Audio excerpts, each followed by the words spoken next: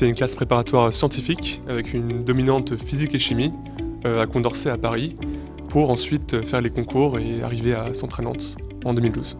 Je suis chez SIA Partners en tant que consultant dans le domaine de l'énergie et de la data science.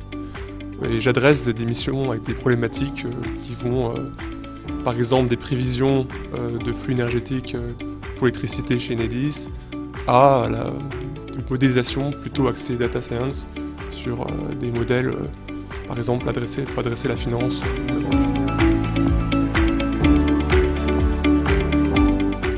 J'ai fait une prépa à Châteaubriand, une prépa maths sup maths spé.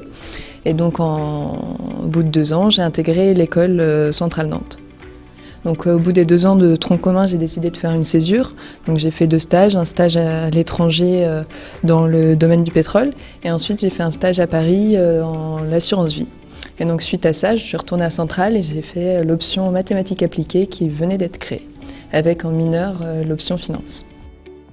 À Centrale, moi ce qui m'avait plus marqué, c'était l'associatif, donc l'implication dans la vie associative, le sport. Donc c'était un moyen de à la fois s'épanouir et d'apprendre. Donc ça pouvait être par exemple déjà en école apprendre à gérer un budget et éventuellement une équipe. Ce qui m'a marqué aussi c'était donc le modèle des cours qui est très différent de ce qu'on avait en classe préparatoire. Donc, on va dire où on sent que le professeur est plus là pour transmettre un savoir que pour juger.